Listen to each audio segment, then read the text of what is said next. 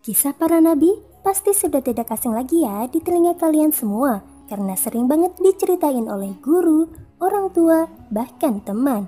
Untuk tahu lebih lanjut cerita Nabi Adam dan Hawa, jangan lupa untuk subscribe Selegafina ya. Kisah manusia pertama yang diciptakan oleh Allah Subhanahu wa Ta'ala adalah Nabi Adam. Sebelum Nabi Adam diciptakan, Allah memberitahukan kepada malaikat bahwa Allah akan menciptakan makhluk, yaitu manusia. Pada saat Allah memberitahukan kepada malaikat, iblis tiba-tiba datang dan hadir dalam pembicaraannya tersebut.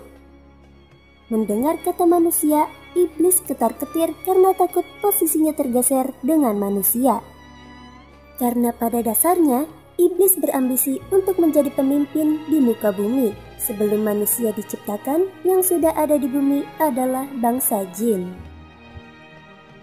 Lalu, malaikat protes, tidak setuju dengan hal yang direncanakan oleh Allah. Malaikat pun bertanya, "Kenapa engkau menciptakan manusia ya Allah? Apakah engkau hendak menjadikan makhluk yang membuat kerusakan di bumi dan menumpahkan darah di sana? Sedangkan kami selalu bertasbih, memujimu, dan mensucikan namamu." Allah menjawab, "Sesungguhnya aku mengetahui apa yang tidak kamu ketahui." Pernyataan tersebut membuat malaikat terdiam. Kemudian Allah menciptakan Nabi Adam dengan tanah liat kering.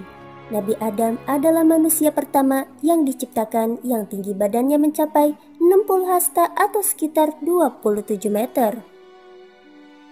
Setelah Nabi Adam diciptakan, mulailah Allah mengajarkan Nabi Adam nama-nama malaikat, nama benda-benda di langit, nama benda-benda di bumi, semua macam bahasa di langit maupun di bumi yang sekarang sudah berjuta-juta bahasa, bahkan bahasa jin sekalipun Allah ajarkan.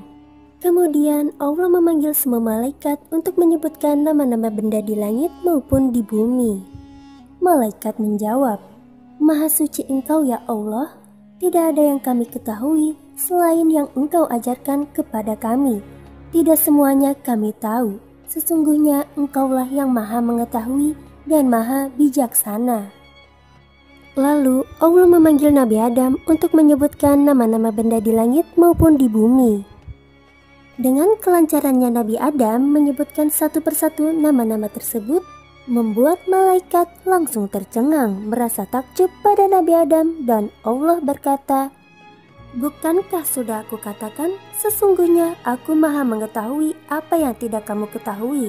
Aku mengetahui rahasia langit dan bumi dan mengetahui apa yang kalian sembunyikan." Dan Allah memerintahkan semuanya untuk bersujudlah kamu kepada Adam. Karena itu perintah Allah, maka malaikat pun bersujud. Kecuali satu, si iblis. Ia menolak bersujud dan menyombongkan diri. Allah berkata, "Mengapa kamu tidak mau bersujud pada makhluk yang kuciptakan dengan tangan kekuasaanku sendiri ketika kuperintahkan kamu melakukannya?" Iblis menjawab, "Aku lebih baik dari Adam, karena aku diciptakan dari api, sedangkan Adam diciptakan dari tanah. Aku tidak akan bersujud pada manusia yang engkau ciptakan dari tanah." Kelancangan iblis membuat Allah sangat murka dan menyuruh iblis, "Turunlah kamu dari surga, karena kamu tidak sepatutnya menyombongkan diri di dalamnya. Keluarlah, sesungguhnya kamu termasuk makhluk yang hina." Kebencian iblis terhadap Nabi Adam semakin menjadi-jadi karena Adam, iblis terusir dari surga. Iblis yang sombong bukannya bertaubat dengan hukuman yang diberikan, ia malah mengeluarkan sumpah akan menggoda Nabi Adam dan keturunannya. Karena iblis ingin manusia menemani dirinya di neraka. Setelah berkonfrontasi dengan iblis, Nabi Adam menjalani kehidupan di surga, namun diceritakan bahwa Nabi Adam mulai merasa kesepian karena kodratnya sebagai manusia yang butuh manusia lain tiba-tiba muncul. Nabi Adam menginginkan teman untuk menemani hari-harinya, hingga di saat itu Allah menciptakan Hawa untuk menemani Nabi Adam di surga. Dengan alasan inilah Allah menciptakan Hawa dari tulang rusuk Nabi Adam saat Nabi Adam tertidur pulas. Alasannya jelas, Allah tidak mau Nabi Adam merasa kesakitan, bahwa tabiat manusia itu membenci segala hal yang membuatnya menderita atau kesakitan. Dan Allah persilakan Nabi Adam dan Hawa untuk tinggal menempati surga dan menikmati semua nikmatnya. Hanya saja Allah melarang Nabi Adam dan Hawa untuk mendekati salah satu pohon di dalam surga, yaitu pohon kuldi. Di dalam surga terdapat pohon kuldi yang buah-buahannya sangat menggiurkan bagi siapapun yang melihatnya.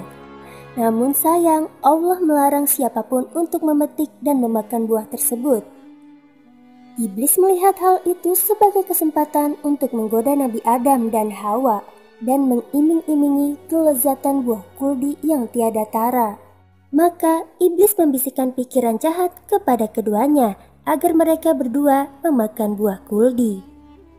Tuhan kamu tidak melarangmu dan mendekati pohon ini, melainkan supaya kamu berdua tidak menjadi malaikat atau tidak menjadi orang-orang yang kekal. Makanlah, itu adalah buah yang rasanya paling enak. Nabi Adam menjawab, bukankah Allah telah melarang kami untuk mendekati pohon itu? Dan iblis meyakinkan lagi, oh, itu karena jika kalian memakannya, kalian akan menjadi makhluk yang abadi. Karena iblis melihat wajah keraguan dari keduanya, akhirnya terbujuklah Nabi Adam dan Hawa untuk memetik dan memakan buah kuldi. Ketika mereka berdua makan buah kuldi, tiba-tiba baju yang selama ini mereka kenakan copot dari tubuhnya. Terbukalah aurat masing-masing dari keduanya. Nabi Adam dan Hawa langsung mengambil dedaunan untuk menutupi aurat mereka. Iblis tertawa terbahak-bahak karena berhasil memperdayai Nabi Adam dan Hawa untuk tidak taat kepada perintah Allah. Mereka berdua menyadari bahwa telah berbuat dosa. Mereka langsung berdoa kepada Allah untuk memohon ampun. Ya Tuhan kami telah menzolimi diri kami sendiri. Jika Engkau tidak mengampuni kami dan memberi rahmat kepada kami, niscaya kami termasuk orang-orang yang merugi. Allah berfirman, bukankah aku telah melarang kalian berdua untuk mendekati pohon itu? Dan aku katakan kepadamu, sesungguhnya iblis adalah musuh yang nyata bagi kalian. Pada akhirnya, Allah yang Maha Pengampun menerima permintaan maaf dan taubat dari Nabi Adam dan Hawa. Meskipun begitu, Allah tetap memberikan hukuman bagi sepasang kekasih ini untuk turun ke bumi.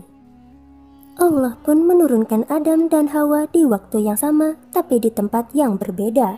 Adam diturunkan di puncak Bukit Sripada, Sri Lanka, sedangkan Hawa di daerah Arab. Karena terpisah itulah Nabi Adam mencari istrinya, begitu juga dengan Hawa mencari suaminya, serta menjalani kehidupan secara masing-masing selama 40 tahun. Namun akhirnya Allah mempertemukan mereka kembali di Jabal Rahmah. Keduanya begitu senang dan menjalani hidup bersama. Nabi Adam dan Hawa sepakat untuk membagi tugas mulai belajar bercocok tanam, berternak, membuat pakaian untuk bertahan hidup di bumi. Selama tinggal bersama, akhirnya mereka dianugerahi anak kembar laki-laki dan perempuan. Di kelahiran pertama, sepasang anak kembar ini diberi nama Qabil dan Iklimah. Kelahiran anak kedua, kembar lagi yang diberi nama Habil dan Labuda. Anak-anak Nabi Adam tumbuh sebagai anak-anak biasanya. Mereka bermain, belajar, berinteraksi, dan beribadah di bawah bimbingan Nabi Adam dan Hawa. Setelah beranjak dewasa, Allah ngasih petunjuk kepada Nabi Adam untuk segera menikahkan anaknya. Tapi ada aturannya, tidak boleh menikah dengan kembarannya sendiri. Artinya, Qabil yang memiliki kembaran Iklimah harus menikah dengan Labuda, sedangkan Habil yang memiliki kembaran Labuda harus menikah dengan Iklimah. Ketika Nabi Adam hendak menikahkan Qabil dengan Labuda, Qabil protes. Ia menolak dinikahi dengan Labuda sebab Labuda memiliki paras yang biasa saja karena Qabil sudah menaruh hati kepada saudara kembarnya sendiri yang memiliki paras yang sangat cantik, yaitu Iklimah. Nabi Adam kemudian menegur Qabil, "Wahai anakku, janganlah engkau menentang Allah dalam urusan yang telah diperintahkan olehnya kepadaku." Qabil tetap bersikeras dan mengatakan, "Kalau demikian, aku tidak akan membiarkan saudara laki-lakiku mengambil Iklimah bagaimanapun keadaannya. Agar permasalahannya selesai, dua anak Adam ini diperintahkan untuk berkurban kepada Allah. Siapa yang kurbannya diterima, maka ia berhak mendapatkan Iklimah. Mendengarkan hal itu, Qabil dan Habil pun setuju. Qabil yang merupakan seorang petani berkurban dengan hasil panen biji-bijian dengan kualitas yang sangat buruk.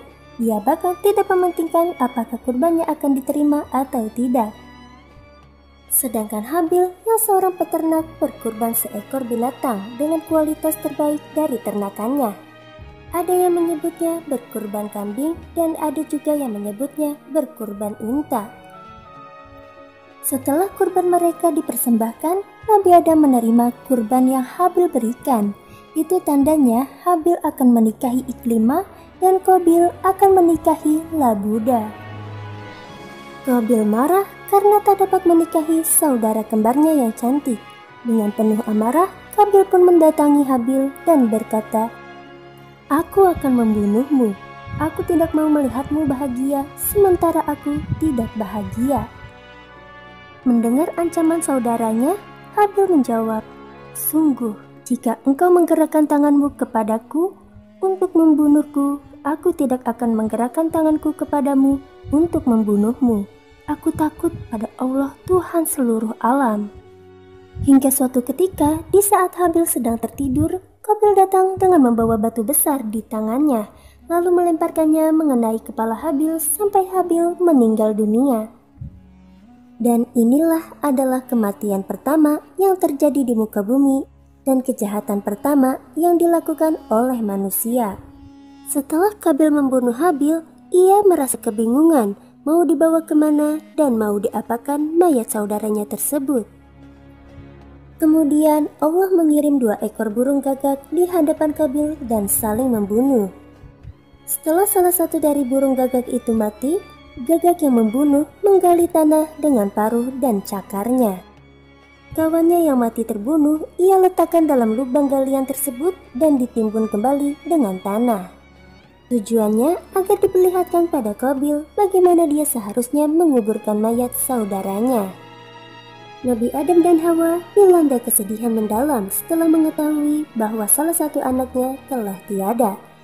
Sebagai penggantinya Habil, Allah memberikan karunia seorang anak laki-laki yang tidak memiliki saudara kembar yang bernama Syits. Syits memiliki sifat yang sama seperti Habil.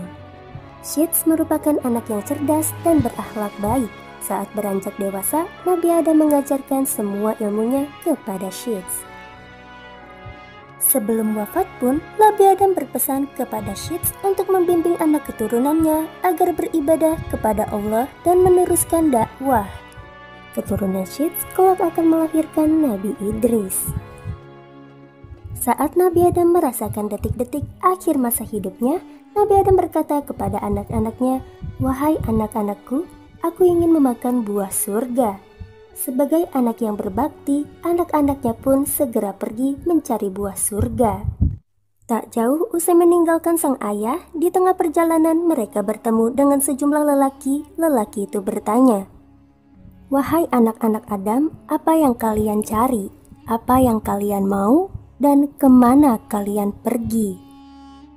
Mereka menjawab, "Bapak kami sedang sakit. Beliau ingin makan buah surga." "Pulanglah, karena ketetapan untuk bapak kalian telah tiba," ujar lelaki itu yang ternyata adalah malaikat yang sedang menyamar jadi manusia.